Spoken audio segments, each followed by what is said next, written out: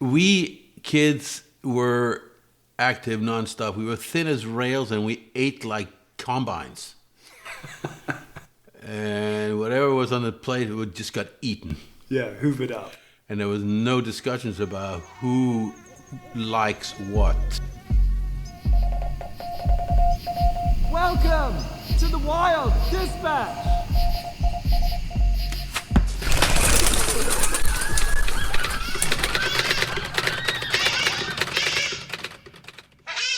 Hello and welcome to another episode of the Wild Dispatch. I'm Robin and I'm back with more skills and stories from the wild. We have another fantastic guest for you today. Ejler is back. He's been back a few times before, for a very good reason, I should add. The man has stories for days. Actually, this episode is inspired by one of the stories that he told, I think possibly in his first episode. I don't remember which one it is, but yeah, one of his first ones where he reminisced, I think is the correct word. He reminisced about his time in Denmark, growing up on a farm, and the traditional way in which they used to eat a very niche and very specific food that was made from the boiled head of a pig. Now, this story captured my imagination, and as we'll go on to explain in this episode, we did go on and then recreate this cuisine that is fondly remembered by him by the name of Headcheese. So we'll jump into that any second now, but first, I should do a bit of housekeeping. If you are new to the podcast, then welcome. I hope you enjoy this audio culinary experience. If you are a returning guest, then by all means, please do all the things that people who like podcasts do. Give us a like, give us a follow, write us a nice review. Even go as far as to share us with your friends, someone who might enjoy the spectacle based around melted down boar heads today. Other than that, I want to say a big thank you to Ejler. It is actually a special week for him. It is his birthday. He is going to be he actually already is. He's in Denmark right now, celebrating a big birthday. We won't say which one. I'll leave it up to everyone's imagination. But he is there with his ancestors celebrating in the way in which the Danes do best, which I imagine will involve lots of alcohol and lots of delicious food. Maybe even some head cheese, who knows. But happy birthday, Ejler. And yeah, thanks for being part of this whole journey. Thanks for doing this episode. Right, it's time for me to stop waffling. Here's Ejler.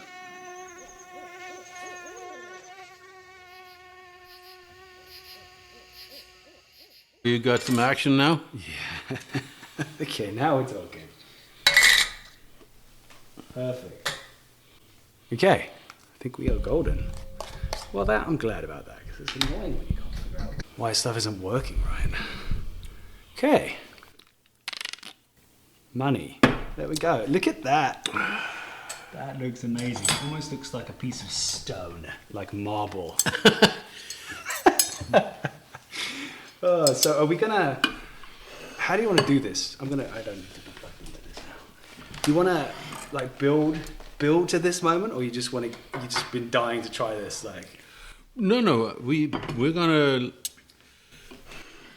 We're gonna do what we did before. I think I think that played out very well. We just talked a little bit, and then we go through the motions of like cutting and describing what we're cutting and. Okay, but I feel like we should actually tell a little bit of the story about the head cheese. You know? Sure, we can go through that. A little bit of context. Yeah, we can do that. You don't look convinced. No, I am. It's Okay. good. That sounds right. Are we on? We're on. We're running. We've been running for a while. All right. Always good. Always be running. If I've ever been taught anything by some of my podcasting friends, always be running. Well, I think that there's really two entries into what we're doing here, and one of them is that you went hunting with Bruce Hart. Yes. And another person. Our mutual friend. And that's about maybe close to a year ago. A year ago, yeah. Yep. And you came home with 3 pigs. Yeah. Late at night. Oh. And you had a butchering party that went on till dawn. and threw 2 bottles of whiskey, as far as I remember. I think that's correct. Yes, there was a lot of jubilation, but we shot those pigs at like maybe 4 or 5 in the afternoon, and we weren't done until like 12 hours later. I think our efficiency was definitely handicapped somewhat by the amount of celebration also happening, but Yeah, but you can't hurry that kind of thing. You got to be careful, and it's not every day that you get to butcher a pig, so you're not going to be fast. No. You have to be fastidious. No. Also, we were lucky because I remember that night it was a weird snap cold. There was actually some snow in May last year in those hills. Mm-hmm. So it was, that even helped reduce any anxiety that there may have been. But I do remember making a phone call to you. You did. You did call me at the end of that butchering. The following morning, about 10 a.m., I think. Yeah, you were still a little foggy. Oh, for sure. Or happy. Whatever. Elated. Yes, definitely. Excited. All those words. Yep. But somehow I had some phone signal and called you with the news of success, a successful hunt, but also I think the idea, I was talking with Bruce just before that moment, and we were like, we have all these heads. Do you want to take them? Do I want to take them? You offered me a head. I called you and said, hey, do you want this head? We've been talking about Headcheese for all this time. That's right. Since we talked about kind of what did I eat during my upbringing. Exactly. Something like that. And I think Headcheese stuck in the psyche. Yeah. It was a rare treat. Because, we didn't butcher a pig very often. Twice a year, maybe? Okay, a farm pig. A farm pig. Yeah. And I think I've shown you pictures of my father leading a pig across the yard in my childhood farm. Yes. And the next picture is the pig hogtied on a bench with a knife in the throat. And my father holding the pig. The pig is probably about a 200-pound pig. Nice. And it's hogtied, but you still have to kind of like keep it down. Because it gets excited. Of course. In the death throes. Yeah. And so then what follows is a very long butchering process. You're familiar with that? Yeah. And one of the things that comes out of that is blood pudding is one thing, and we can maybe talk about that in a future episode. But head cheese is another one, and this is something that my mother was an absolute expert in making. And we look forward to that. And it was something that was kept till wintertime. Okay. And one of the pigs was always butchered around wintertime. And it was before Christmas. And oddly enough, head cheese has Christmassy spices in it. Does it? Such as cloves, allspice, bay laurel leaves, bay leaves. Yeah, yeah. These are definitely wafts of the aromas of Christmas. Yeah, yeah. These are powerful spices, and I guess that they belong in the head cheese, and they belong to that time. So therefore, I always associate head cheese with Christmas or winter at a minimum. Yeah. Can you remember maybe your first memory of head cheese? It must have been around Christmas time then, I'm guessing. It must have been. How old were you when you?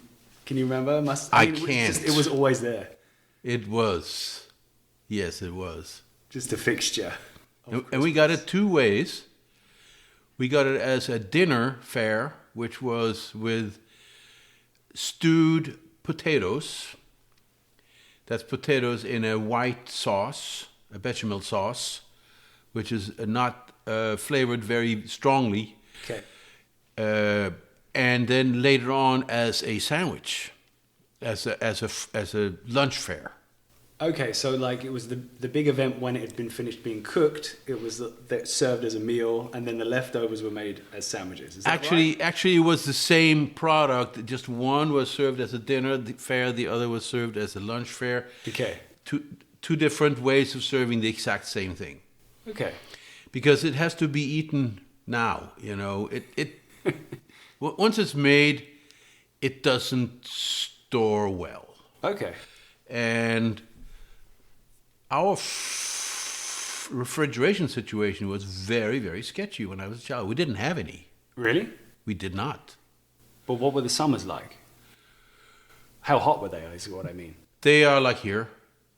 Okay, so not too hot, like 70 degrees You Fahrenheit. you either dry, salt, smoke, Yeah, yeah. or you rent a space in a communal freezer. There was a freezer co-op. Nice. It was usually connected with the dairy, some such cooperative structure. Okay. The creamery. So, when you make head cheese, we're going to eat it now. We're going to eat it for dinner a couple of times, and then we're going to eat it for lunch a couple of times, and then it's gone. And it's only leaving a memory. So it's by memory I have made this head cheese. And the only thing I really have to go from is what I've been able to read about and then what I remember of the flavors. Yeah. Okay. So that's it. I'm intrigued. Yeah. I'm so excited to I remember this blowing my mind when we talked about it more than a year ago. It was Yeah, a couple of years ago. Yeah, a couple of years ago, I think. A couple of years ago. So the head cheese didn't last long. A 200-pound pig. I would estimate that this pig was slightly less than 200 pounds, would be my guess. That would be my guess too. The biggest one that we got was like 250, I think. So it was probably in the middle of those. So yeah, a bit less than 200. How many people did that feed for a few meals? How big was your family? We were quite big, It was 6 kids and 2 adults. Oh, that's pretty big. Yeah. Yeah, I mean, he got ate. There's no issues there, Everything always get ate, We kids were active nonstop. We were thin as rails and we ate like combines. And whatever was on the plate, it just got eaten. Yeah, hoovered up. And there was no discussions about who likes what. There were no... You eat. There was nothing left on the plate, ever. No. So tell me, I'm intrigued to hear then, you talked about using memories and research. How long do you think it took you to make this head cheese? Can you talk me through the process a little bit? Yeah, so in a domestic pig, a good butcher will shave a pig, or it's basically scraping a pig. It takes the outermost layers of skin and all hair off. Okay. And they do that all over, including on the head. Yeah. So when you have a pig's head from a domestic butchered pig, done by a butcher who knows how it's done, they don't skin the pig ever. So now you have the skin with it, and so when you, in the case of this wild pig that you gave me, the pig head you gave me, there was no way I was gonna get down underneath the epithelium that holds the hair follicles. No way. I didn't have the tools. They go deep in a domestic in a wild pig. Do they? The hair sits very deep. Okay. So I decided to just skin the head. Yeah, I saw, you sent me a picture, I think. Yeah. Yeah. And that was easy. Right. So once I'd skinned the head, the only pot I had was big enough is my commercial grade pressure cooker. Because a pig head is quite large. Even a medium-sized pig. Yeah. Quite large. And it's got to be submerged, and it's got to sit there and simmer for a couple of hours.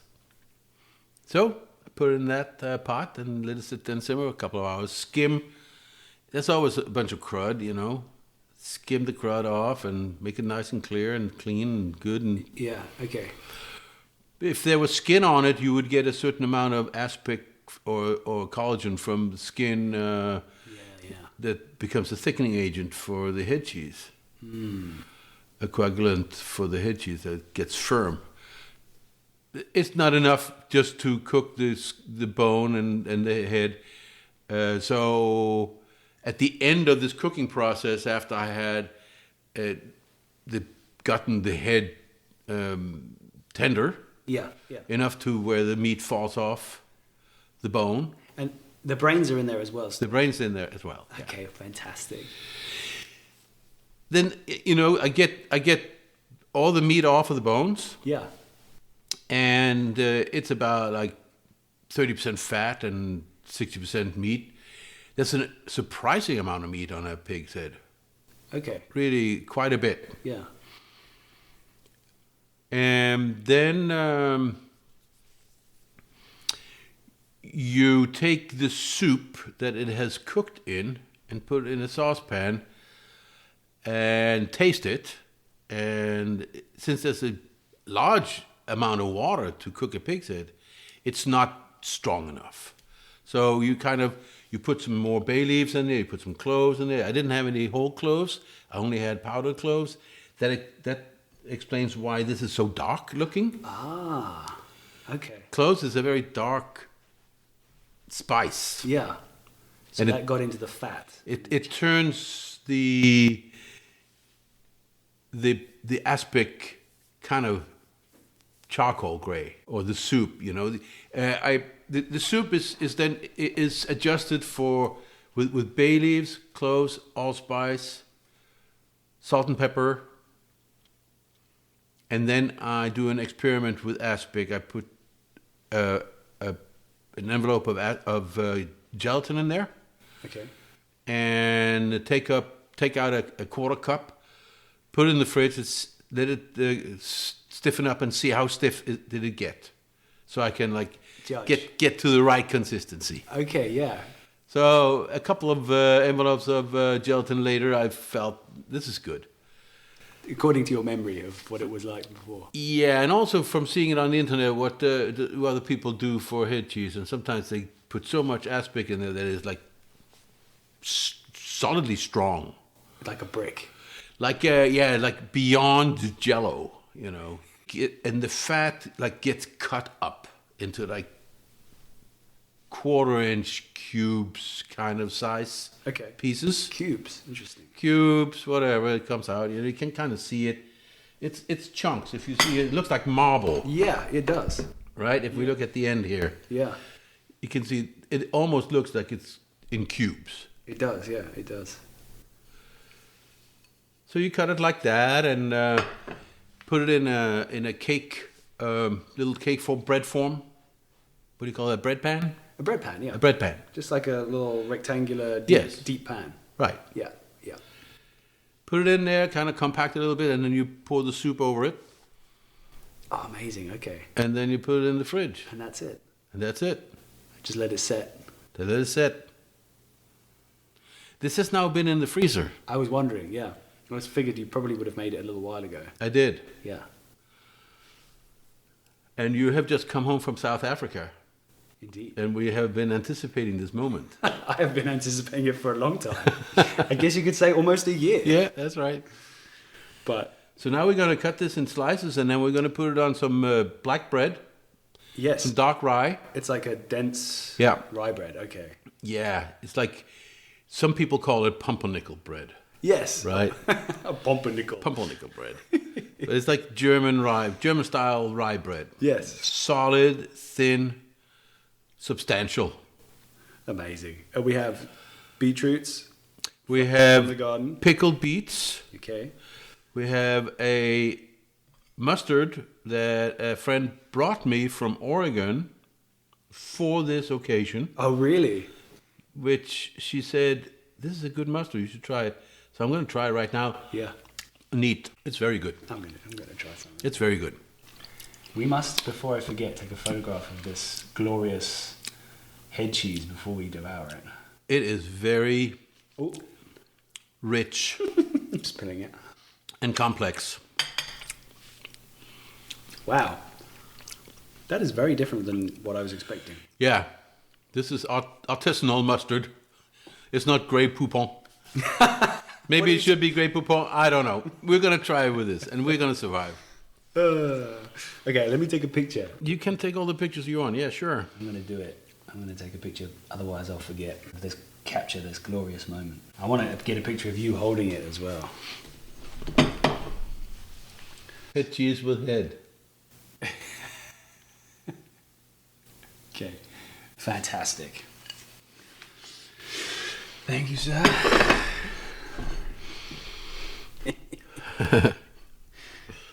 Yeah, it's great.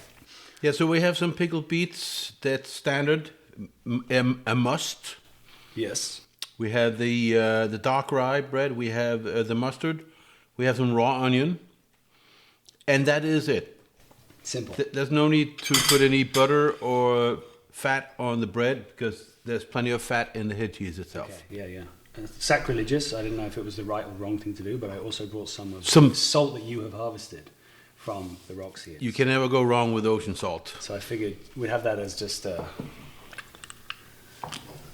appropriate embellishment. Shall we? So, yeah, I will slice it up a little bit here, and maybe you want to prepare your drink or a drink, yeah. I love that this skull is right here. I'm going to turn this thing to... Oh, I know, I can't turn that just now. I want to... I guess it's a little morbid. But I feel like the pig should be watching us. Yeah, I did go through quite a process of cleaning the skull all the way. You did? Well, yes. You know, it's never easy. No. They do retain a certain bioactivity, even though they've been boiled for a very long time. Yeah, okay. You can actually see that the bone itself holds a lot of oils, right, which go rancid. And so what do you do to get that out? Put it in the sun. Yes. Just leave it in the sun. Yeah, for months. And then it just whitens it up a bit, and then it becomes inert. It's funny because I do prefer skulls that way, which rather than like bleaching them, which a lot of people do. Yeah. I resort to burying for like a year or something, but then it does end up losing some of it. It gets coloured, doesn't it, by the earth. I did bleach that skull, as you can tell. Oh, you did? I did. Okay, I thought it was the sun alone that did. No, it wasn't the sun alone. Oh, this looks so good. Yeah, so the gelatin suffers a little bit from the freezing. Okay. In what way? I don't know. I don't know if the molecular structure of the gelatin breaks down from the freezing or what, but this was much firmer once upon a time. Oh, it was before. But, okay. Well, but it's not gonna have any influence on the flavors. So, okay, talk me through how I'm supposed to do this the right way. Take my pumpernickel. Yep, we take a slice of bread here, and then we take a piece of head cheese. Ooh. It smells good. It smells Christmassy. Doesn't it, though? Yeah, I'm getting that. It's like some vibe of stuffing and... yeah. Yeah. Oh, it's good. Took a cheeky. Okay, so you recommend sauce? Then we go for the mustard. Okay, a good healthy... Yeah. Dollop. A good healthy dollop of mustard. Thank you. Okay. So let's just kind of lay it out now. Yeah. Onion. Oh, beetroot. Is that a side thing or is it on? It's on. It's on. Yes, it is. These are beets from my garden from last year. Fantastic. They've been put up in vinegar. Okay, so slicing the onions, putting on top. Yeah. And then, of course, a little sprinkle of this delicious ocean salt. Harvested from an undisclosed location. Yes, I'm afraid so. Despite my efforts.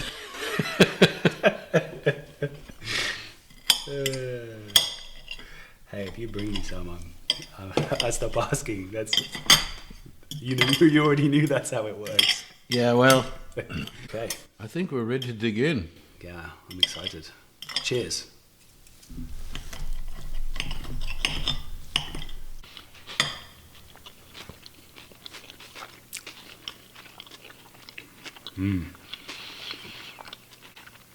That's an experience. Mm-hmm. That's very good. There's a lot of flavor there. Oh, yeah. It takes a little while for them to come out, but... Yum. It's very good. It's actually more subtle a flavour than I anticipated. It's good. I mean, either way, I'm sure. More subtle flavor than you anticipated. The herbaceous notes, the spices come through later. Yeah, I'm happy that They are a little bit understated because cloves and allspice can become overwhelming in a hurry. Yes, you're right. I did learn that the bay leaves you can buy here are very different from the bay leaves my mother used to use. When she would put a bay leaf or two in a pot of water, the aroma would like waft through the house, envelop the house. It was very potent. Yeah. And the bay leaves I bought up here, I bought 3 different kinds at Harvest Market. 3 different kinds? 3 different kinds. They had 3 different kinds. Some of them were like run-of-the-mill from, I don't know what the company name is, but they make spices, you know, and some of it was organic, and then there was a third brand. So I bought all 3 because I didn't know what to expect. None of them really packed any kind of punch. So the recipe, which comes from my mother's cookbook, which I happen to have, calls for 3 bay leaves. Well, I put about 15 in there. And it's still subtle. It is, yeah. Right, I should be conversing with you more, but I can't stop eating.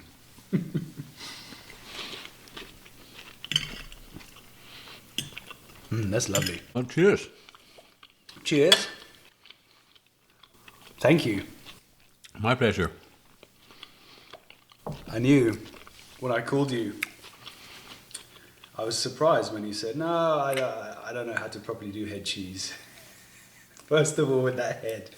I said, okay, well, maybe just think about it for a minute. We're going to be here for a few hours before we leave. And then I think in about 10 minutes, you called back and said, yeah, okay, keep me ahead. I had a feeling that might happen, but I'm glad it did.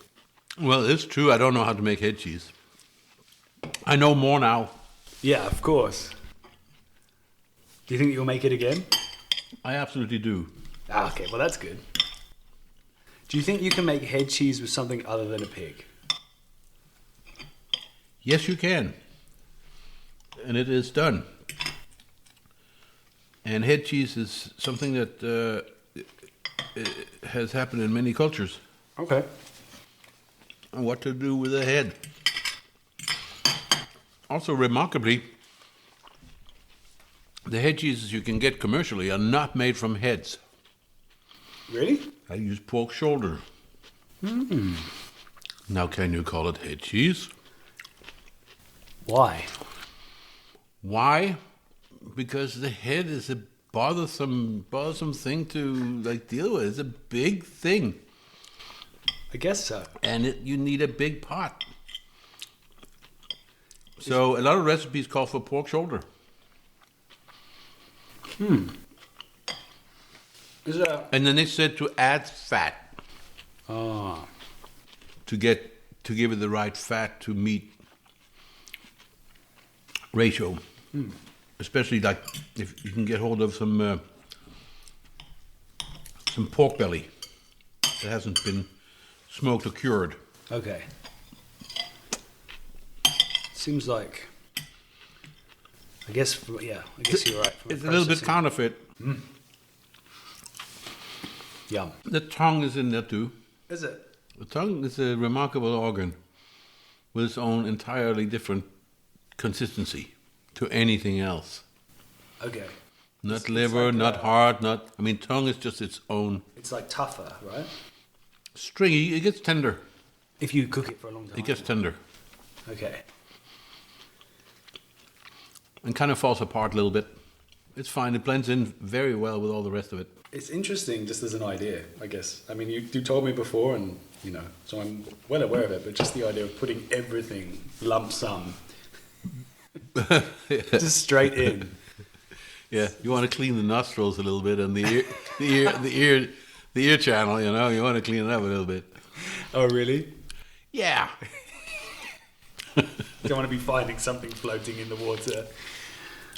That's also why you want to skim the water as it cooks. Okay, yeah, or the evidence Yes. comes out. Sure, a little critters or various But hitchhikers. rest assured, it's well and sterile by the time it's cooked for 3 or 4 hours. Oh, yeah, for sure. So all in all, how many hours do you think it took you? You said, 3 or 4 hours of cooking, but like, I guess you had to skin, you had to... Yeah, the skinning was not a long affair at all, and putting it in a pot, nothing to that. Getting the meat off the head, that goes another half hour. So we're up to 2 hours now. Hour and a half. Making the soup is another hour. That's a decent chunk of time, but It's a couple of 3 hours. Yeah. Amazing. Okay. Are we going to do another slice now, or are we going to wait for you to do it? Don't hold back. It's good. I just grabbed another piece. It's good. Yum. Yeah, I'm going to grab another bread. It's just the right bread for it too, isn't it? It is, yeah. I think You know what? Softer would Try and put some mustard on the bread first at this time, maybe. Yeah, let's do that. Let's try that. I can assure you that my father would have disqualified this mustard. Really? Yeah, to him, a good mustard is something that really like tears up your nostrils a little bit, and draw a little bit of like tears. It's a real strong thing. Yes. Okay. So this is very dainty then, as he yes, it is. I mean, it comes from Oregon, and it actually has a little bit of that Oregonian, what should we call it, politeness to it that is unbecoming of mustard. I've never thought of a mustard as being polite. No. It's true. I wanted to ask you a few other questions, but I don't know if we're ready to move on from the head cheese yet. Yeah, I think I have everything. Oh no, onions. Onions, yeah. Supposed to slice these up though. So what? No, I'm just blown away, to be honest. Never did I imagine that I would be sat here eating head cheese with you when you first put it on my radar a couple of years ago. Yeah, well, it's like you start thinking about it enough, and it takes on a momentum of its own. It does. It's making me wonder. Dare to ask the question: what other weird stuff did you eat when you were growing up? Well, we had that blood pudding, right? Okay. Which is an interesting substance. Is it similar to blood pudding that you get in England? I haven't had blood pudding in England. So Is it black? It's black, yeah. Yeah. It's called black pudding. Yeah. It's like it's a breakfast thing. So you have it with your eggs and, your bacon and your It's kind of sausages. sweet. Yeah. It has raisins in it. It has barley, wheat berries, barley berries in it. It's like whole grain of various I think so. cereal grain. That has a very distinct character. So you know about that. Yeah. It's it's not for everyone. Some people don't. Some people don't like it. Yeah, we're sitting here eating stuff that isn't for everyone. That is true. Yes, we are. I would say the black pudding that you get in England, or blood pudding, but they call it black pudding, it looks similar to this, except it's firmer. Yes, It's it like is. a firmer sort of sausage. Yes, it is a sausage kind of a. Okay. Yeah. Yeah. Okay. Exactly. We call it blood sausage also. So Blood pudding is, I believe. you've got to have pretty fresh blood, then. I'm guessing for that. Yeah, the rule is that when you first open up the artery of the pig, and it runs into a bucket, the blood. You have to stir the blood while the pig is still moving. Wow. I don't know what that rule means, but in that case, you control the coagulation. So it's really got to be very fresh. Very fresh. It's very much a farm situation. No, unless you have a very unusual hunting situation. Well, if you wounded an animal and then were giving it like a coup de grace, then maybe it would be a thing. And you happen to have a bucket in your backpack. and immediate refrigeration on hand. Fresh blood is not that easy to come by. I mean, if you go into a butcher and can I buy a bucket of fresh blood, he'll probably look at you a little bit strange. Yeah, I can only imagine. I'm just imagining you doing that. It's good with the mustard on the bottom as well. Good. Yeah, how to make blood pudding is... I know about as much about that as I did about Headcheese before setting out to make that. And I do remember what it tasted like quite clearly. And it's delicious. Yeah. Do you feel like you've landed the same flavor with this one? Yeah, there's room for improvement. There's no doubt about it. But I mean, it's fantastic. I think it's edible. It's more than edible. I mean, I'm sure you have high standards because I think everything I've ever eaten that you've prepared for me has knocked my socks off. But that's a very, very delicious meal. Yeah, I'm pretty satisfied as a first attempt. Okay, well, blood pudding. That sounds like a challenge. So, I've been away for a while. You have indeed. I guess it's about 3.5 months since we left now. I went by very quick. Did it? Yeah. I guess you get into a certain rhythm when you're in the winter time. The rain is pouring down. But I think just before or just after we left, you were heading down to your friend who goes fishing with his fishing boat. Is it Puerto Vieto? Is that? Yes, that is true. He has a fishing boat in Puerto Vallarta, but Puerto Vieto. it was up at Newport Beach Okay. to be overhauled. It had to get new bottom paint. It had to be cleaned, new bottom paint, some new electronics. Okay. A couple of other systems, better radar. There was just a bunch of upgrades that took place there. Like housekeeping on the boat. Over a period of, I would say it was there probably for about 3 months. Oh, wow. Okay. And then it was going to go down back to Puerto Vallarta. And that would be like a 7 or 8 day trip. How many miles is that? It's got to be a long way. It's a long way. Yeah. I don't know how many miles. 1,500. You guys are cruising as well, right? That boat's pretty quick. I seem to remember. That boat can get up on the water. Yeah. Yeah, it has a top speed of over 40 knots. Really? Wow.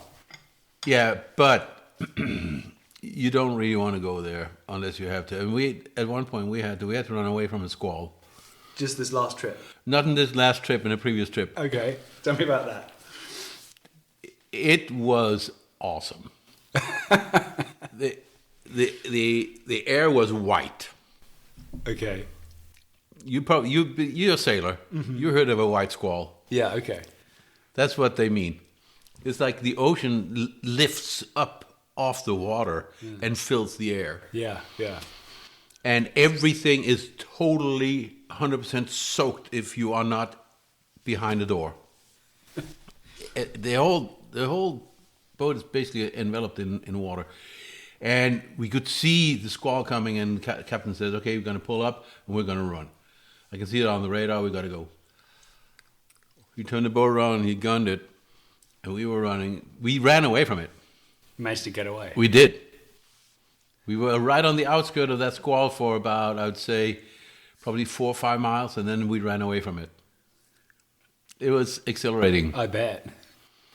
It was. But we did not make this trip from Newport Beach to Puerto Vallarta at a very high speed. We went with plenty of time to fish, and we had a couple of goals.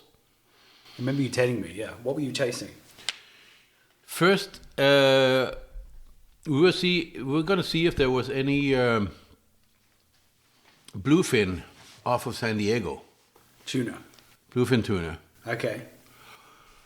So we left Newport Beach late in the afternoon, and we took it easy, and off of San Diego, a little bit south of San Diego, right inside Mexican waters, we put a couple of lures in the water just for a little while. Made a couple of loops in the spot that supposedly had bluefin, and we got nothing. So we pulled up, and then we ran, and then we got to a sheltered anchorage, a little bit down,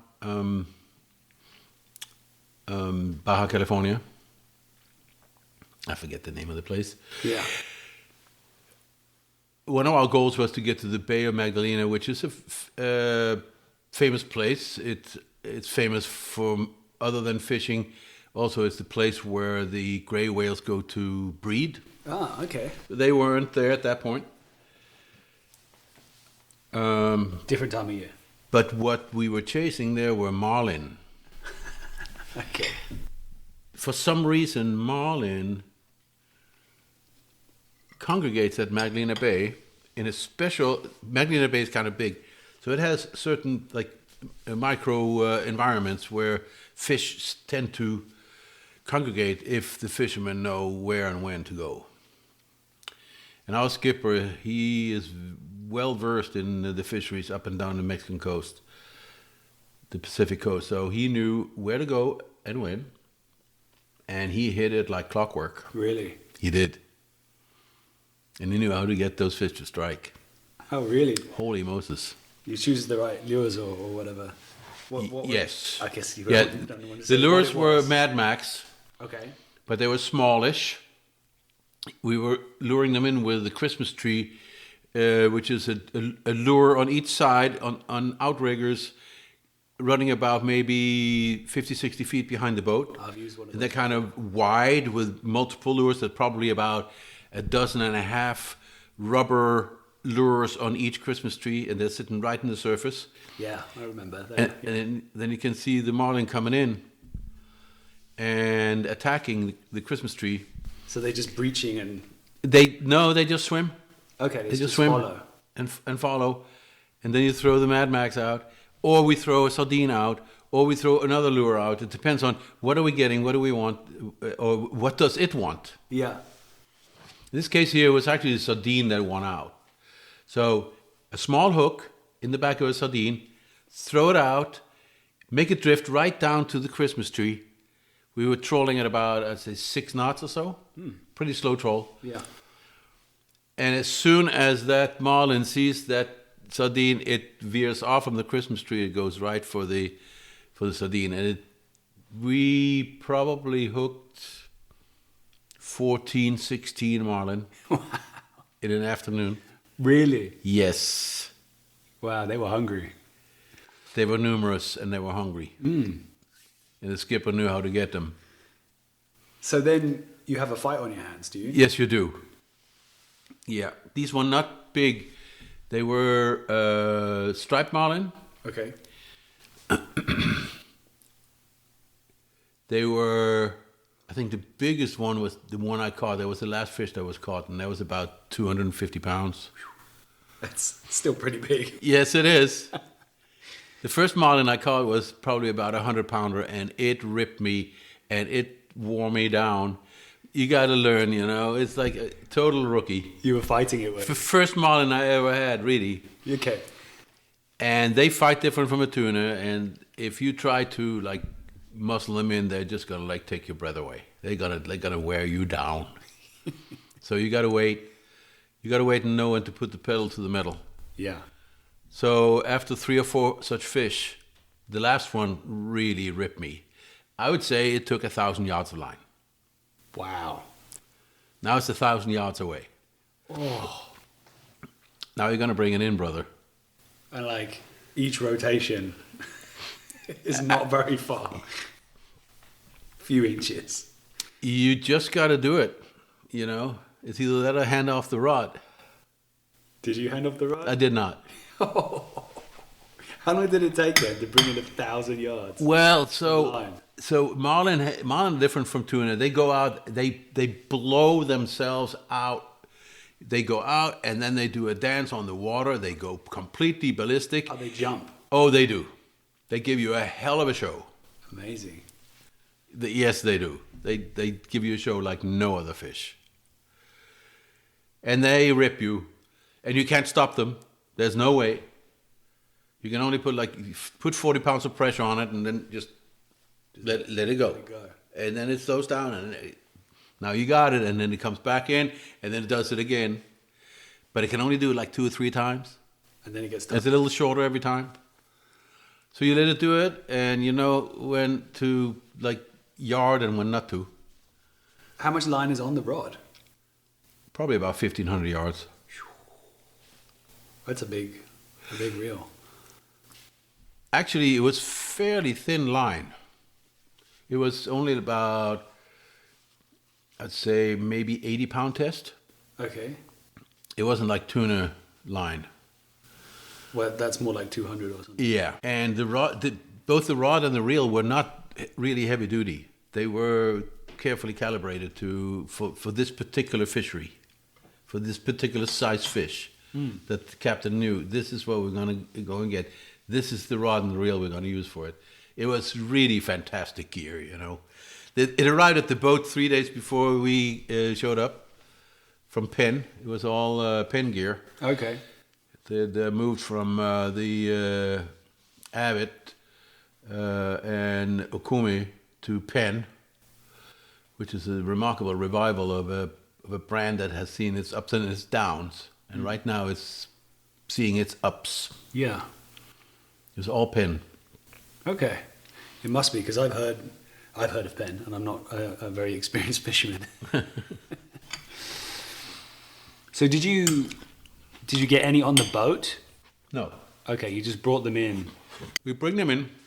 We bring them to the boat, grab the bill, grab the line, cut the hook. Cut the hook out. Just cut the line. cut the line, leave the hook in. Just keep it simple. Yeah, that's it. They're not. Have you ever tried it? No. You just told reliable source. Rumor has it. We got so much other fish. Yeah, what did you get?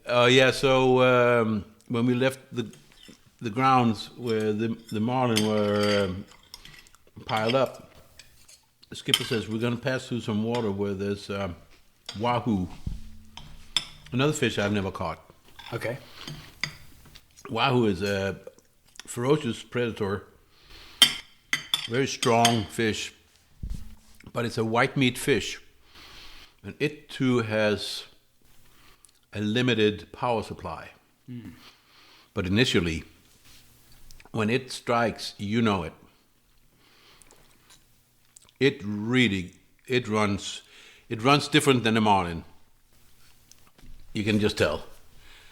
After you caught one, you can tell. It's a fantastic fish. It's very long, very slender, very fast, very strong.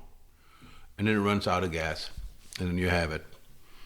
And it's a very good eating fish. Okay. So the wahoo comes on board. What kind of weight are they? Did you say? Weight? Yeah. Size. I think the one I caught, I caught 2. One was about 30, the other was about 50 pounds. Mm-hmm. Yeah. It was a good size. Yeah.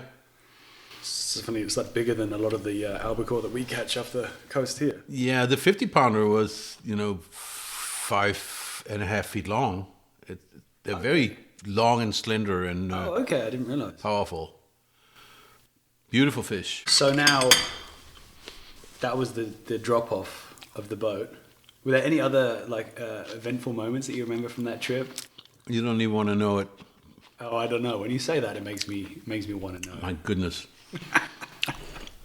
So before we got to the Bay of Magdalena, there was rumors about a very large school of yellowfin tuna. Okay, yellowfin. Yeah.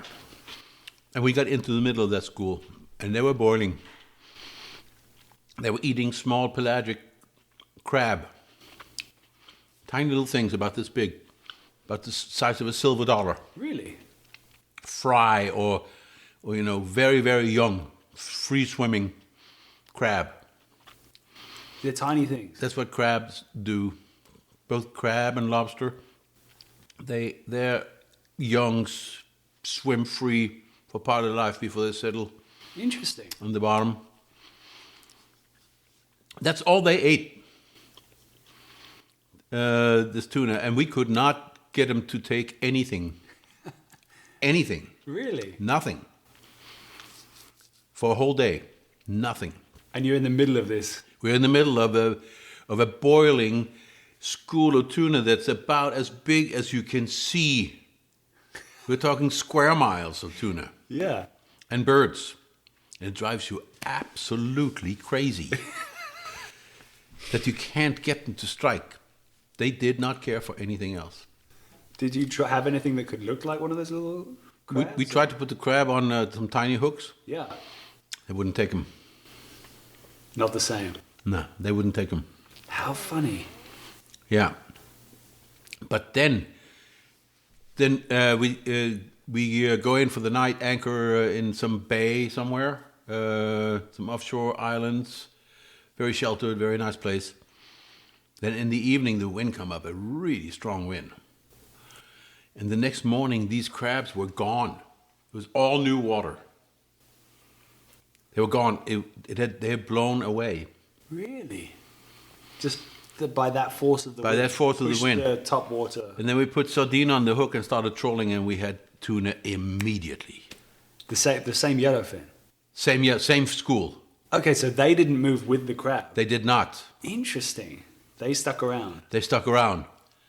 We caught something like 35 yellowfin tuna.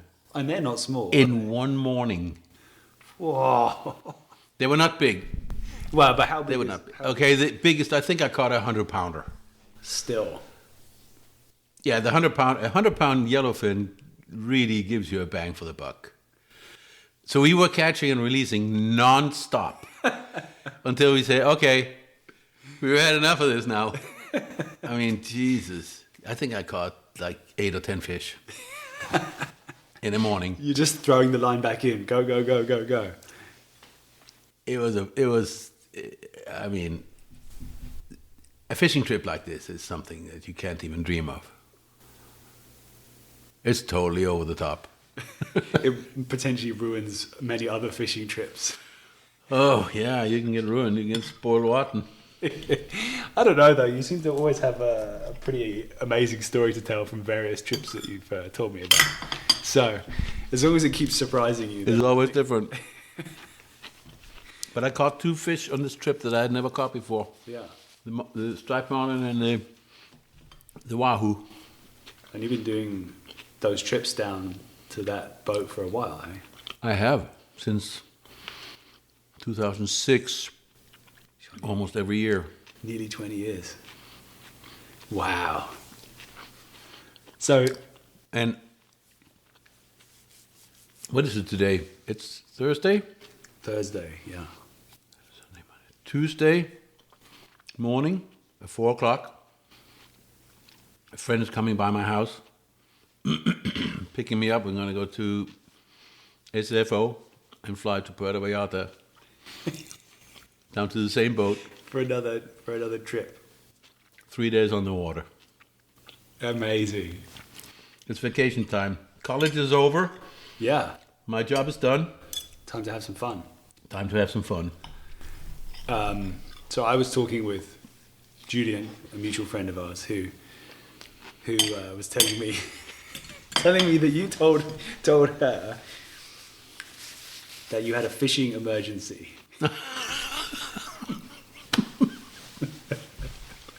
Yeah. She felt that was maybe not an appropriate term. Little does she know yet. So what did the guy just call you up and say, hey, we need to get on the water? That's right. This is happening. Uh-huh. Yeah. We're leaving Tuesday, 27th.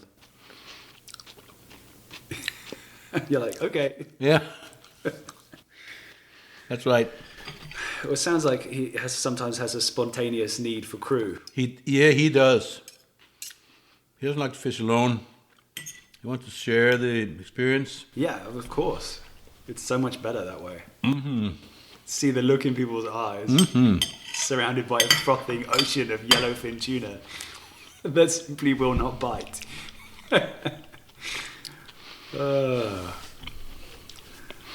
I need to interview this guy for a podcast. I'm sure he has some great stories as well. Yeah. He does. Yeah. He has landed these marlins that up in the 700-800 pound class, you know, just enormous animals. Yeah. I have to show you a picture. When I was in South Africa, it's quite nice as a community of hunters, fishermen, and it's quite a close-knit community. I'm sure it's the same here. It's like everybody knows each other through various things. So a lot of the bow hunters are also spear fishermen, and photos fly around the I don't know, the web of like-minded individuals. I got sent a picture of I think it was a marlin that, let me have a look here, see if I can find it this way. Okay, any second now. Someone was spearfishing and they speared an absolute monster. I think they came in at, I think 370 Wow, yeah. kilos. Oh, wow. Yeah. That's 700 pounds. Yeah, it's just an absolute monster. Let me see if I can find it. Maybe I'll have to show you. Think about when, otherwise I'm going to derail this conversation with the God box. Speaking of bow hunters, how was your bow hunting competition? There's the picture. And he has a video. I should try and get hold of that video again because I think I deleted it because I ran out of space from being on my bow hunting trip and taking too much footage. But he has a video of an underwater camera on his spear, or maybe on his head, and that fish coming in to him. And he does this amazing thing where he's under the water, he's dive down like 15 meters or something, and you see this monster lurking in the distance. And he raises his left hand up. He's holding the spear gun in his right hand. He raises his left hand up and he pulses it like he's making a wave sign, but just like pulsing his hand, open, close, open, close, open, close. And you see this giant perk up. He just like looks to the side and swoops in and just turns sideways right in front of him, and bam, he just I mean, can you imagine the stones that you would have to shoot an animal that weighs 700 pounds? Like, you're only 5 yards away from it. No, probably less, probably 3 yards away from the thing. He put that dart in the right place, I guess. And then it runs. Yeah. And it runs, and you've got to get, apparently there's a buoy connected to the line, and you've got to clip that. Yeah.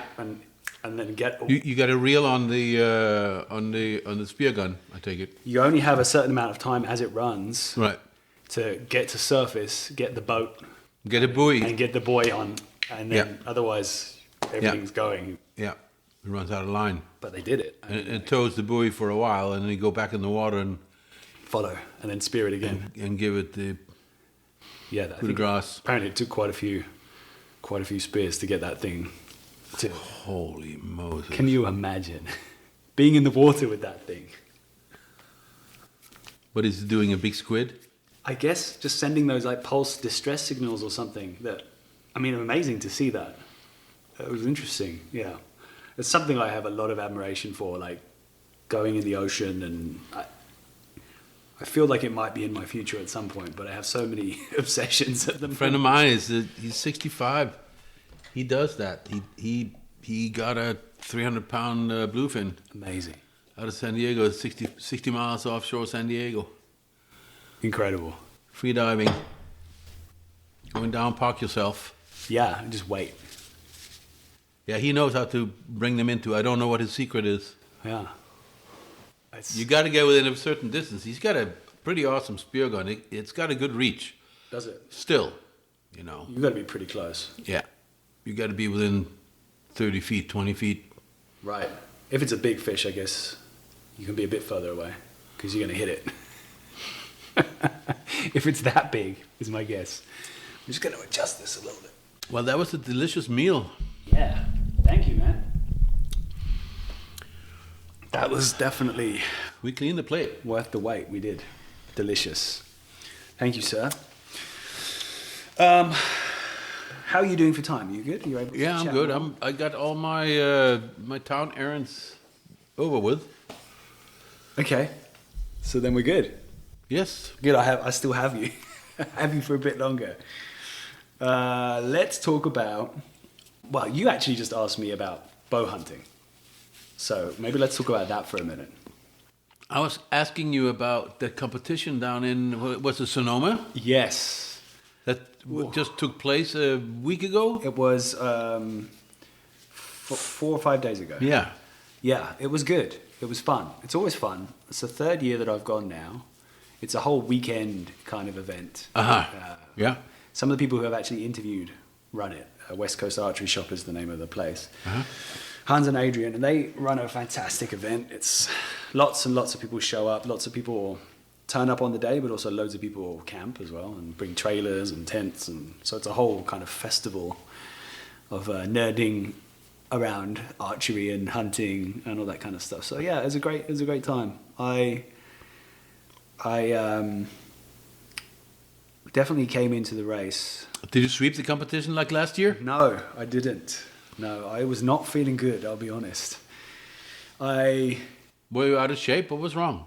I would say there's some tricks that I learned from racing bikes at quite a high level, where you can formulate your training plan so that you build up your fitness to a high level and then go through a period of rest with intermittent, very short, very high workouts, intensity workouts. And what that does is it reduces your exhaustion level while maintaining your fitness. Yeah. So that you hit this perfect peak moment of like being indestructible for a brief moment. Now, I don't have any bike races to do right now, so I just think, well, I have this event, I might as well have that as a goal. Unfortunately, the timing didn't really work out this year. You can land it, and on the day that you land it right, you are unstoppable. It's fantastic. I felt like that last year. But I kind of knew a week running up, my legs just felt dead. Oh. Like heavy legs. My lungs felt fit, felt strong, but I think it might have been flying for 3 days, being a 12-hour time or a 10-hour time difference, all those kind of factors. Yeah. Yeah. The body is a difficult thing to understand. So, I mean, I came third. Oh. Cheers to that. Congratulations. I came third, but yeah, I didn't manage to keep my title. The guy who came second last year won, so James is a deserved winner. But what actually happened is, in a desperate measure to make myself run fast or compete, I should probably explain what this race is. You run about 4 miles with a pack that has 50 pounds in. You're carrying your archery equipment, 5 arrows, you have to shoot targets.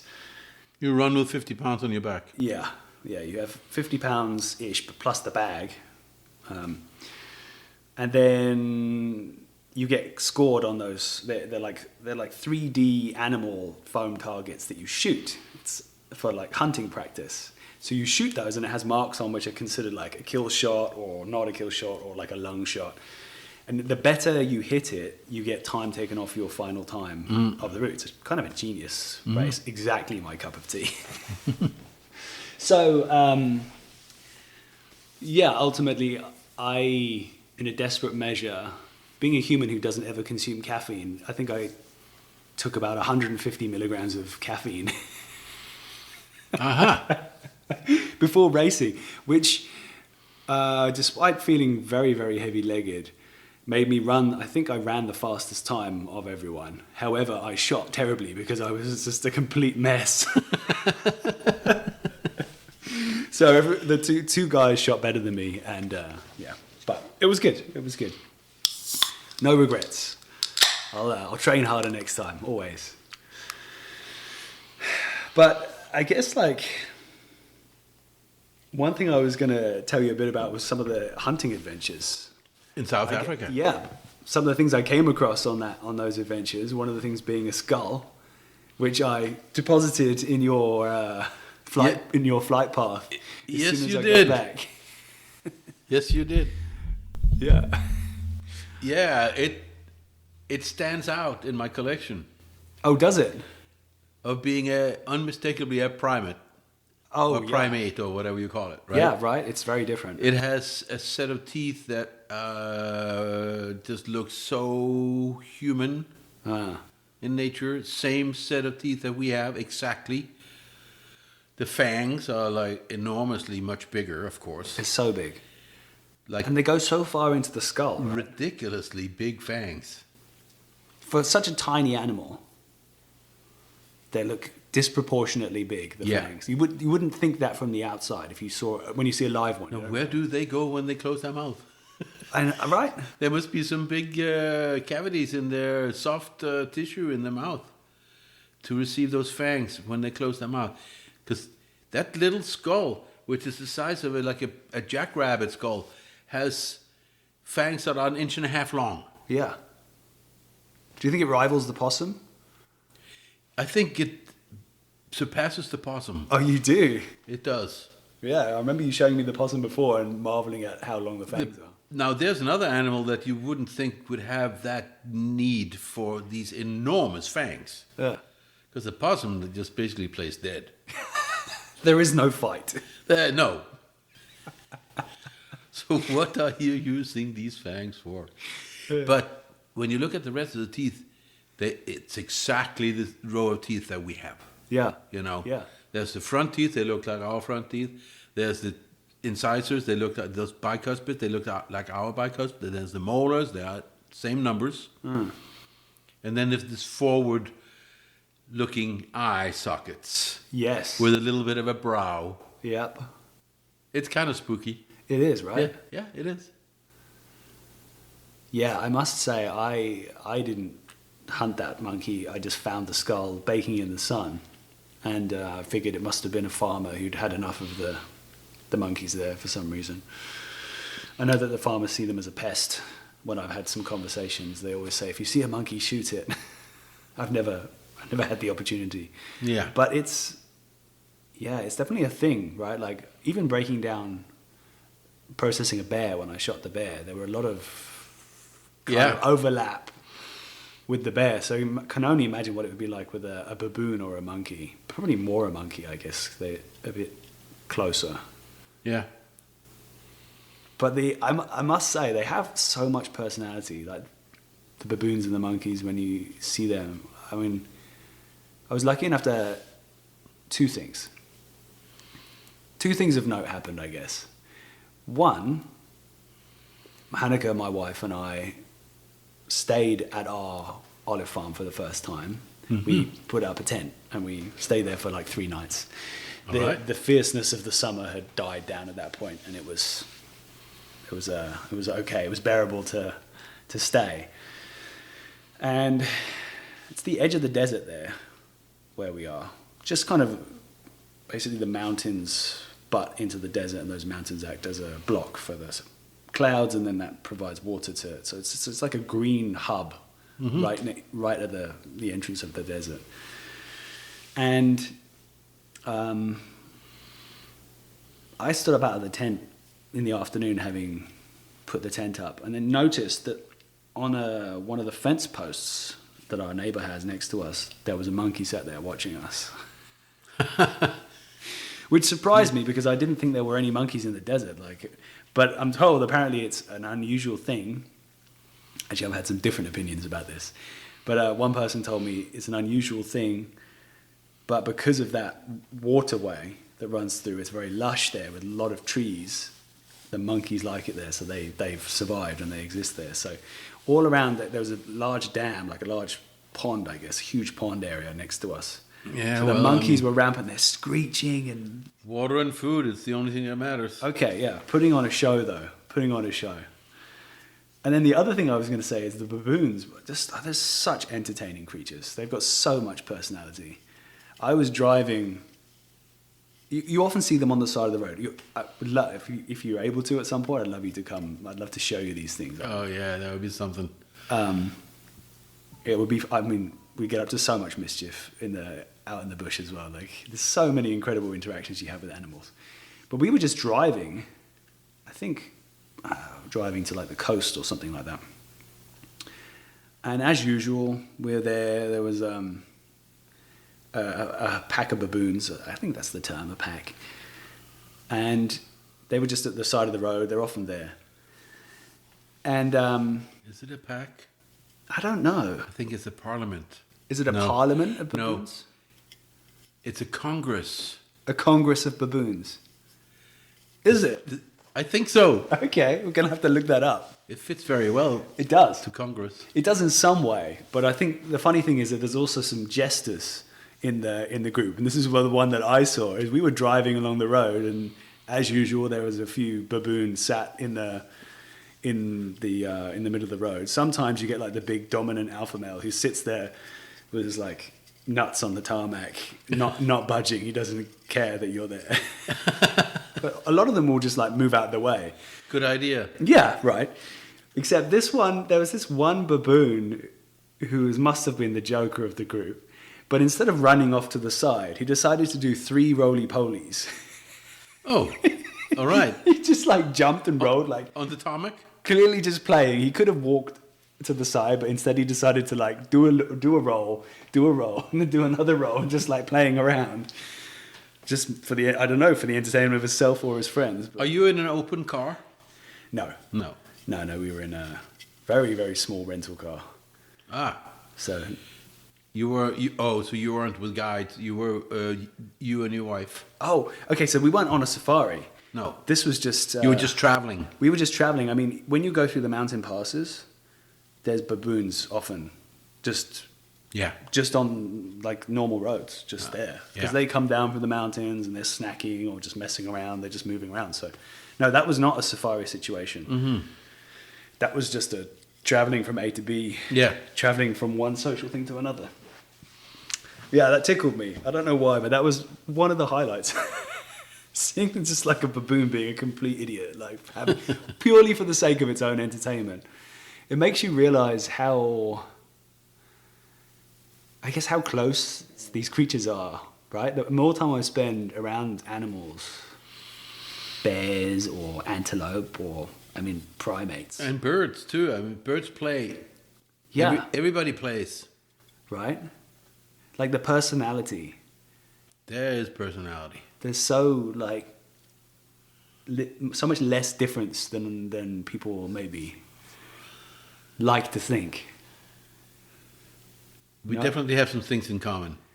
You don't seem like you agree with me. And the play aspect is definitely present in other species, many species. I've seen birds perform the most incredible, fun maneuvers.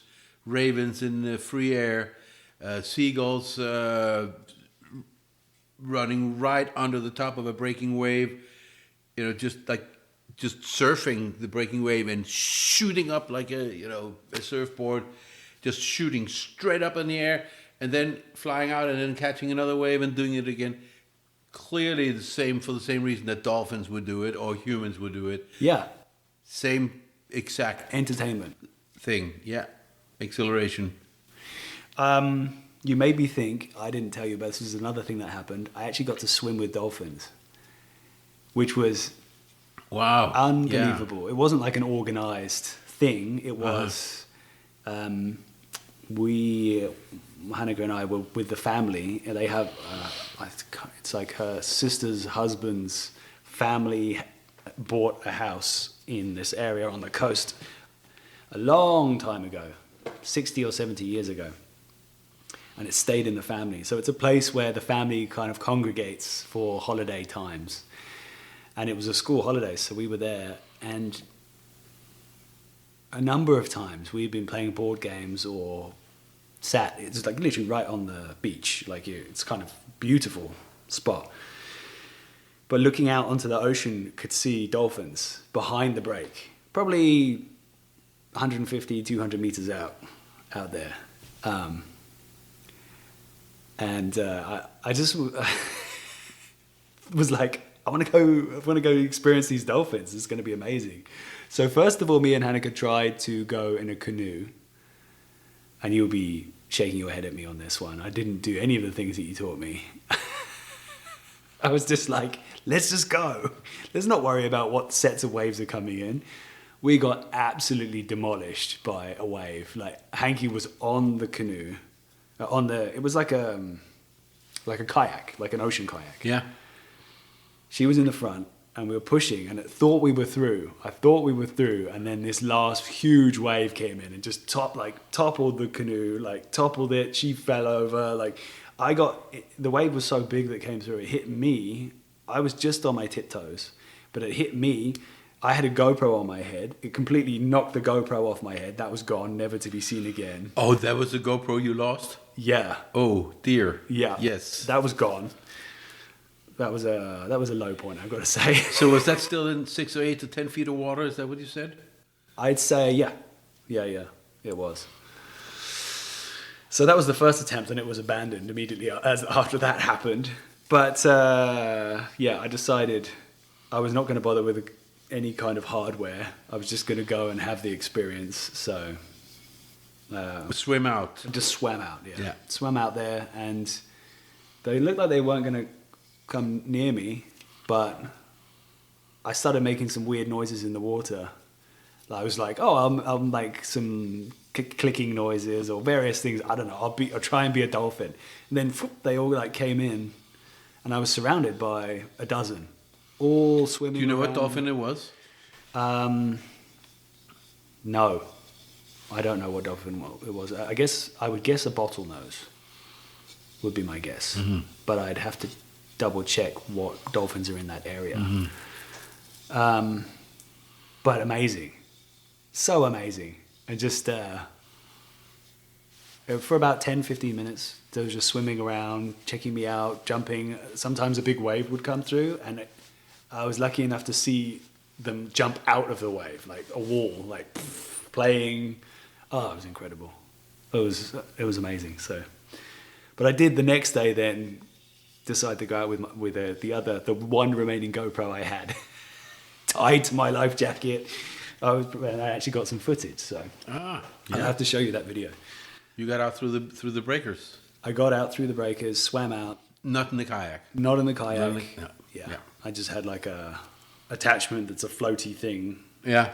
Had it on a string, got out there and had a similar experience and managed to capture it. So sweet. Yeah, it was amazing. It was I don't want to sound soppy, but it was quite moving actually to be around such kind of a rare thing to have happen. I don't know exactly what words describe like their intelligence, like we were saying, or like just seeing them just look like just being aware of each other's presence. Does that make sense? It was a kind of like the mountain lion, like that time that I was really close to the mountain lion. Just, amazing. Just share a moment. Yeah, it was cool. Yeah. Anyway, I've been waffling for a long time about that now. Just become aware. What else was I going to talk to you about? Tell me about getting a God box.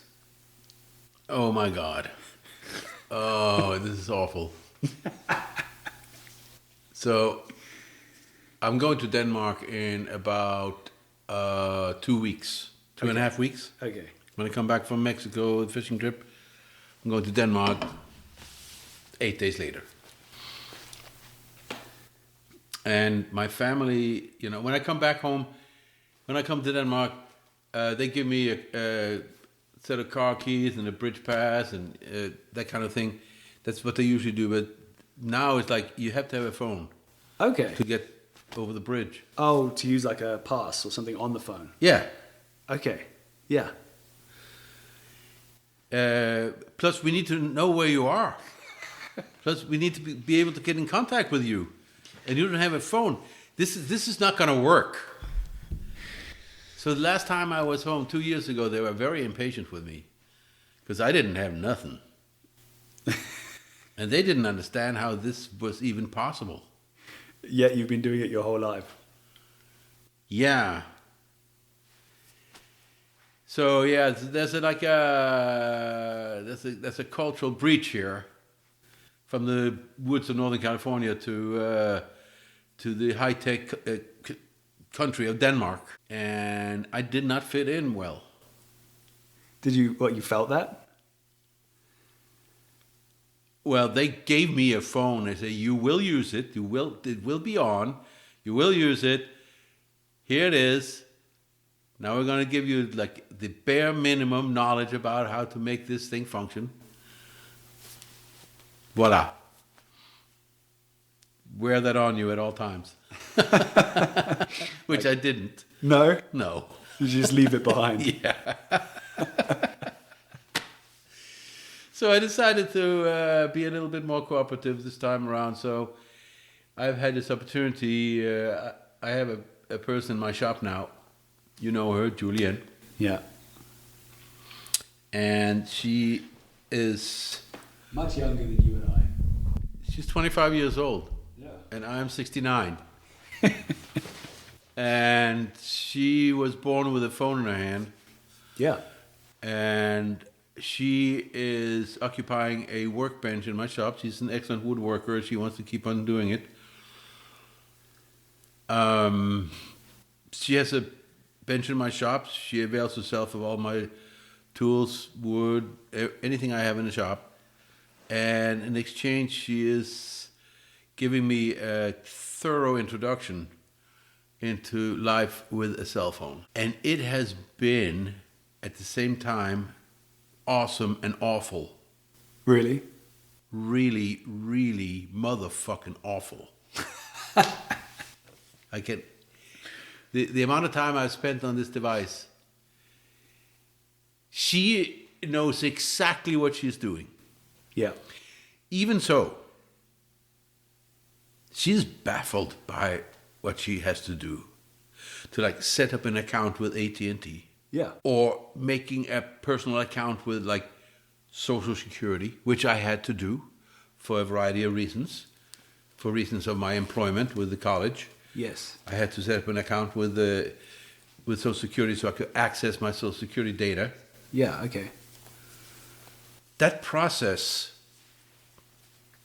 yeah, I could write a 30-page short story on that process alone. And it would be like one tear your hair out moment after another. It would make, it's like Kafka marries Catch-22. Let's see how bad we can do this. I'm sad that I was away. How anybody can navigate this shit on their own, I have no idea if you are over, say, 50 or 60 years old. You simply don't do it. And then you kind of get left behind. Because a lot of benefits are dependent on you navigating these very, very complicated systems. Yeah, yeah. Yeah, we talked a little bit about that before, just I think when we were fishing on the boat or various things. I definitely sensed that there was a feeling within you, a mixed feeling about being cut off from technology, feeling like left behind, but also is there value in it to some extent? You know, there was definitely, it's like a... So are you pleased now that you are more connected? You know, it's fascinating. I'm always fascinated with the things I don't know anything about. Surely. But I'm also like deeply annoyed that I have to spend time on this shit. Yeah, yeah. But are you finding... Because it's like an ongoing struggle for me, Hanneke, I think everyone, is like the way this technology is designed is to be so endorphin popping, stimulating in your brain. It's just begging you to like pick it up and play with it. Oh, well, that thing, no. You're not feeling that? That's not, no, not yet. Well, I'm glad. Because in a funny way, someone told me something very funny and incredibly true, something that we've noticed in like our parents, is that they are like now addicted to screens and Facebook and all those apps in the way that us younger generation have like grown up with them and then learned how to sort of train ourselves to not use them as much. Not everyone, but it's kind of like a common thing. You're pushing against it. And someone said something. It's like our parents are as addicted to this modern technology, these phones, as they said that we would be with the TV when we were saying, "Oh, if we get square eyes or being in front of the television." It's like. No, the reality has happened, and it's actually the adults now, the parents, the grown-ups who are addicted to it. Okay. So you had an iPhone at some point, and then you changed? No, I didn't have an okay. I had a flat device that could make telephone calls. Is that what you're saying? It was a track phone. Okay. A cheap piece of shit that committed suicide. Oh, did it? It did. It started making this noise that I couldn't stop. What was the noise? I forget, but it was awful. It was in the middle of the night. Oh, no. And there was no way of stopping it. There was no way of shutting it off. So I opened the window and threw it out. and in the morning, it had run out of battery. Okay.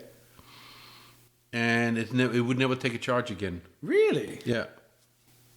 Maybe it got humidity in it. I don't know. It was dead. I was happy. It got wet. So now you're on to phone number 2. The first one was not really anything like a smartphone, right? Not at all. Okay. It was just a piece of shit. I mean, I brought that with me to Denmark, and they looked at it. Poof!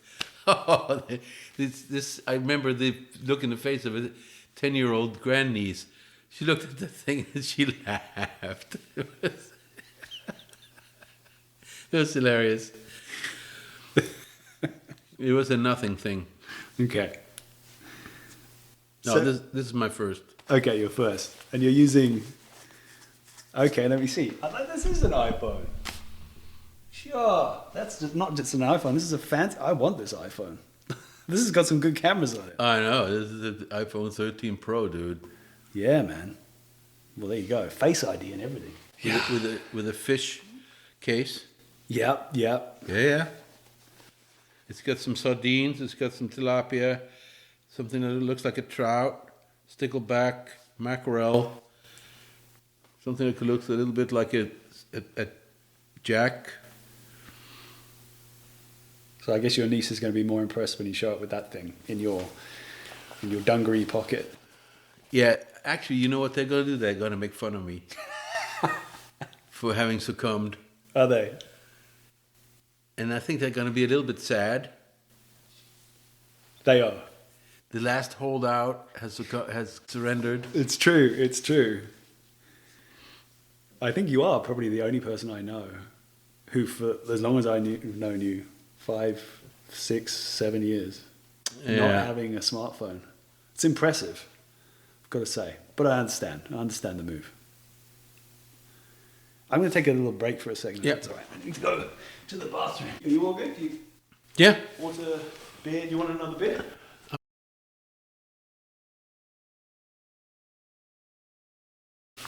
No messages. What time is it? 6:28. How are you doing for time? How are we doing on time? Got an hour and 36, which is short for us, but I imagine you've got a long list of things and you've probably been running around like a headless chicken. So well, we've already gone through a lot of topics. We have. In the past. We have. Can I tell you some other things from South Africa? Yeah, please do. Okay. I heard some rumors about some awesome bow hunting adventures. It was amazing. It was about 15 days total, I guess. Maybe 16. 2 separate hunts over in the Eastern Cape. So it's a bit of a drive over there. I would love to show you the Eastern Cape at some point. Man, it's amazing. It's like this amazing lush. It's like The Lion King. If you've ever seen The Lion King. No, I haven't, but sure. It's what you imagine with kind of like the rolling, amazing Africa, thickety, bush-like trees, thorn trees. Oh, incredible. Animals everywhere. So many interactions with animals, be they things that you're hunting or things that you're just seeing. Oh, a snake catcher bird. I saw a snake catcher bird. Oh, is that secretary? The secretary bird. So you're aware of it. I am aware of the I secretary. got some amazing footage of it. It's one of the most fascinating birds, you know. I saw one up close. I've seen them a couple of times before, but it's like as soon as I see it, I know that I'm going to have a good. It's already like a successful trip. It's a raptor, is it?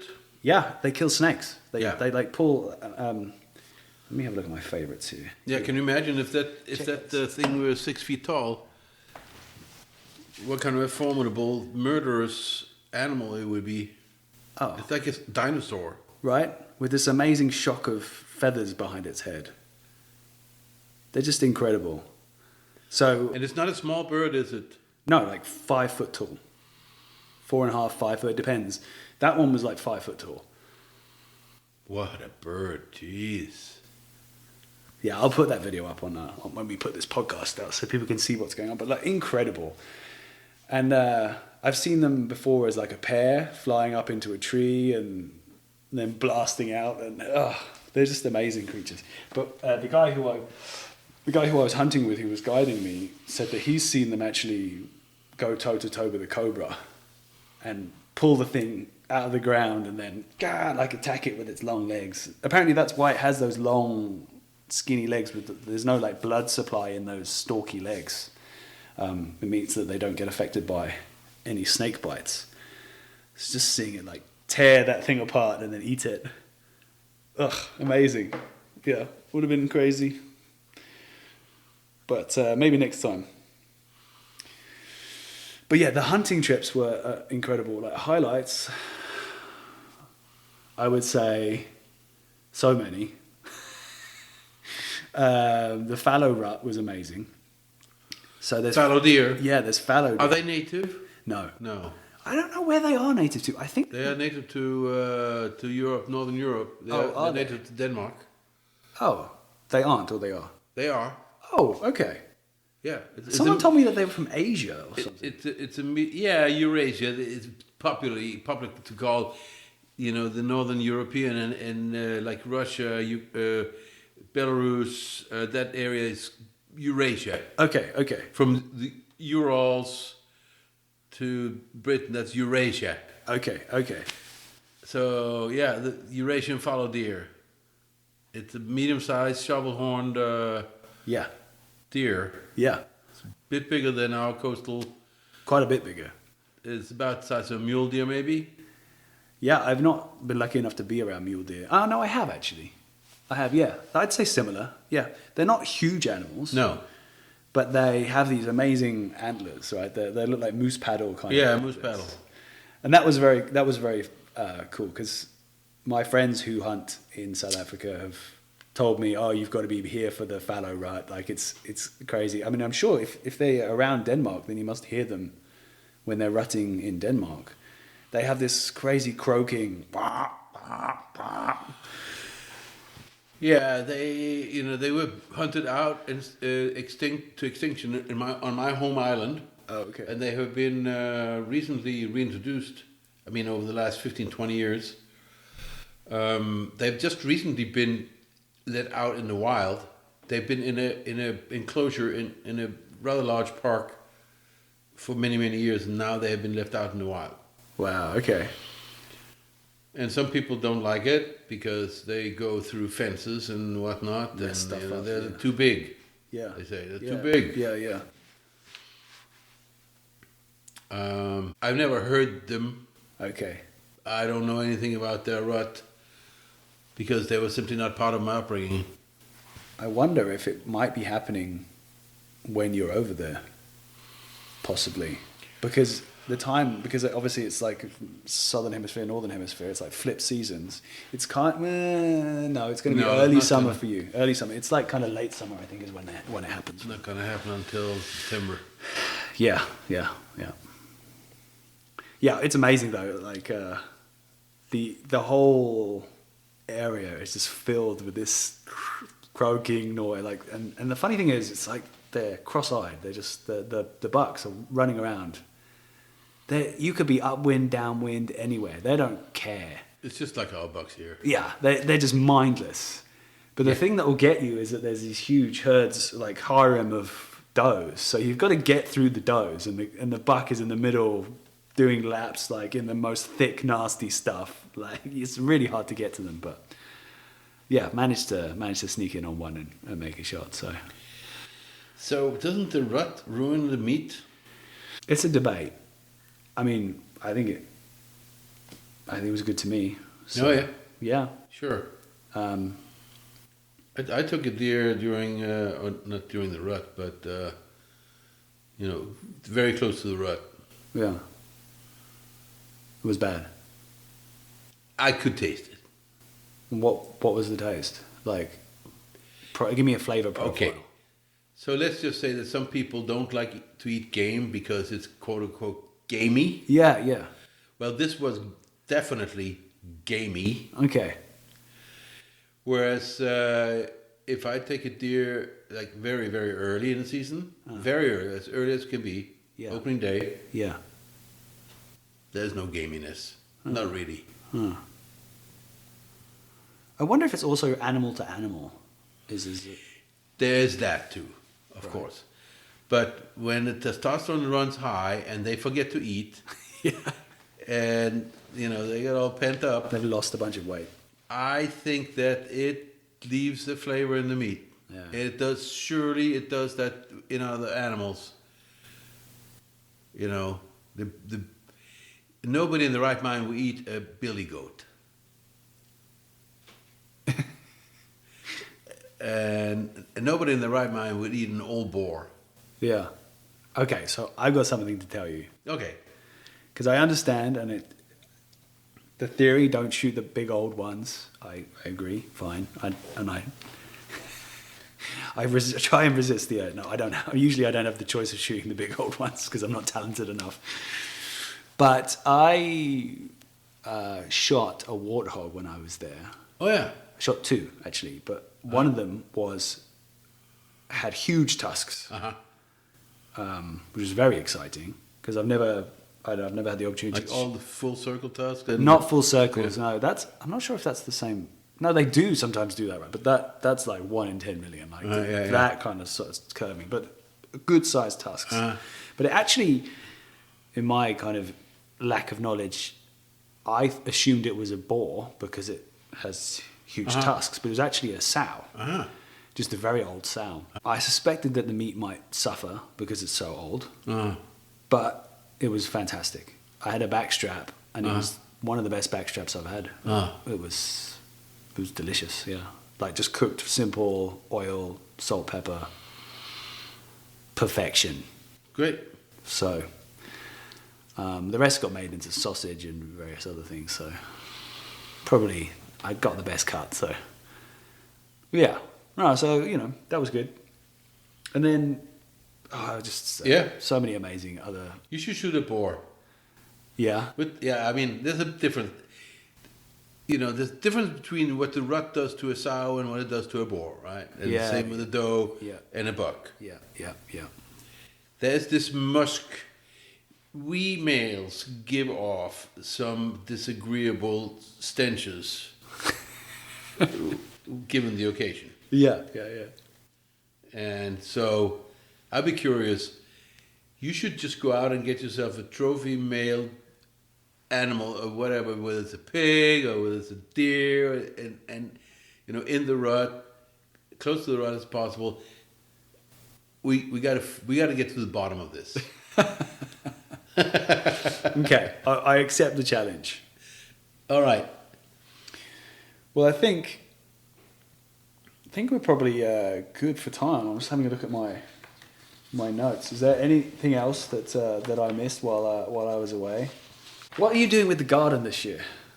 Like, you're going to be away for 6 weeks. I am, and I will have a good caretaker, but I'm still putting in a skeleton garden that requires as little maintenance as possible. I still want to come home with some thriving plants, but I'm going to make it easy for the caretaker to keep them alive. What are you gonna ditch?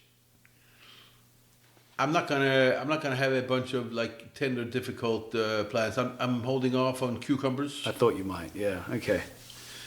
And I've tried to time the peas so that they will come on, I put them in the ground right before I leave, basically, so that they don't really need any maintenance other than keep them wet. Yeah. That kind of thing. Yeah. Okay. But I can't help myself, when the weather gets good and the days get long, I gotta start putting things in the ground. Yeah. One thing that I found out here, I gave you a vacuum sealer. Yeah. A few years ago. You did. Because I got another one for myself, Well, you said that the one that you gave me wasn't really working. But I revived it. Yeah. But the one I did get instead really is working. Yeah. Okay. So I've been now eating fish for a few years now that was preserved with that vacuum sealer. And I got to say, I am in awe of what a job it does. Okay, so you're saying it's far superior. Far superior is right. So you can pull something out the bottom of the freezer from yesteryear. Yeah, when it comes to red meat, that's no difference. Doesn't matter how old it is, almost. And with fish, I just ate a big piece of tuna from last August, September, October, November, December, January, February, March, April, May. That's 9 months. And it was fantastic. I ate it as sashimi. I did the triage. It's the outer layer, 1/8 of an inch. I peel off. Okay. That's cat food. Okay. I cook it so it doesn't stink up the fridge. Because, after a couple of days out of the freezer, it's going to start smelling. Yeah, yeah. Then another 1/2 inch all the way around. That's seared tuna. And then we get to the core. That's sashimi. Interesting. So you have a whole process. Yes. It was fantastic, Yeah. It was perfect. It doesn't last like fresh tuna. You can cook it, you can eat it over a couple of days. No, you eat it here, eat it now, because, it has not gotten any better. Yeah. But the fact that I have a really, really good vacuum sealer, I think has made a tremendous difference. Well, you're inspiring me to maybe... I mean, the one that I've been nursing along has been doing me very... I mean, occasionally you have to, like, it will have a decompression. Yes, there's a certain percentage of broken seals Occasionally. in the freezer. However, I tend to remedy that by just spending more time, and I actually double seal each end, which is time consuming. Double seal. Even then you might get the occasional one. Yeah. I found even then one of the fish that we got from last summer had got a little bit of frost on it just from too much air. Yeah. Out. No, man, I'm gonna eat that. Out. No, I don't. You're gonna be back beyond the beginning of fishing season, man. I'm gonna make what I've got last. I got a lot of fish for you, brother. Because when I come back home from Denmark, it's gonna be fishing season. Yeah. Well, I'm ready, man. I'm like, yeah. I think I'm going to be in competition now. Julienne's been. She said she's been helping you out, so she's and she's going to be there, readily available. I pride myself on being the guy who, when someone bails, which for some reason people do, you know that if you pick up the phone, most likely I'm going to be available and ready to fish. But now you're going to have someone who's like right there next to you. I'm a little fearful. I've got to say. Julienne? Yeah. Yeah, but Julianne can only eat so much fish, How much motivation can she really come up with? She's basically a vegetarian. Okay, well, she said she's pretty keen. Okay. I spoke to her. All right. I shouldn't tell you that. Plus, who knows where she's really going to be in like 2 or 3 months, It's true. She's at that stage of not knowing. Yeah. Could be taking a job anywhere. She could. Yeah. Well, Ejler, thank you very much. Yeah. Pleasure as always. The Headcheese was star of the show. Fantastic. Worth the wait. All right. Yeah. Thanks for the chat. The mustard I have a little mixed feeling about that. Really? I do. Okay. I thought it was very good. Yeah, it was. But in what way could it have been better? Hard to explain tastes, right? That's a nice salt well you have here. I think Arne Cho made this. That's a really nice one. Yeah, you can see it, the finger. I want one. You want one? I want one. Yeah, they're nice. And well, there you go. We'll have to send a message. I'll exchange one of those for a handful of salt. Yeah, there you go. Yeah, okay. That's a good idea. Another thing I ate here a couple of days ago was a piece of halibut, also from last August. Okay. It was so fucking good, I couldn't believe it. Fished from here. Yeah. Oh, because you went out on a halibut boat, didn't you? Well, I went out on the halibut grounds in the French fishing boat. Yeah. I'm yet to do that. That's deep water, right? 200, 300 feet. Oh, okay. 300 feet. Not too deep. No. Okay. People still put, a cordless drill on. They'll reel, because I don't know, man. People get so gung-ho. We got to get faster. Come on. Oh, we got to get cordless drills on all of these reels. Come on. Calm down. Relax. Jesus Christ, you guys. Gadgetry.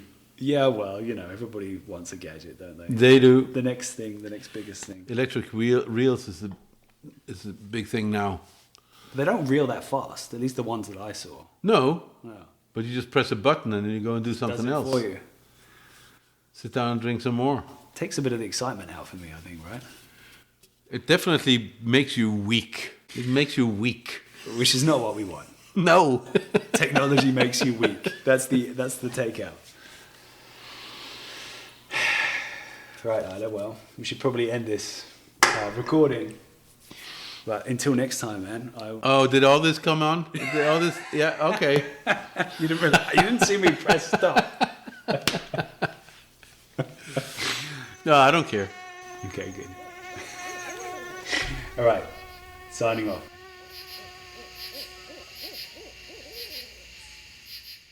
Right, that's another episode in the bag. The head cheese has been fully consumed and thoroughly enjoyed, might I add. Despite its perhaps stomach-turning concept, it was an absolutely delicious meal and a very delicious conversation too. So, if you enjoyed the conversation as much as we did, then by all means, please do those things that people who enjoy podcasts do. Give us a like, give us a follow, share us with a friend. I think even a nice review would really make my day. Probably Ejler's too. How about I read it to him over the phone? Anyway, that's all for now. Thanks for listening. Thanks to Ejler. And until next time.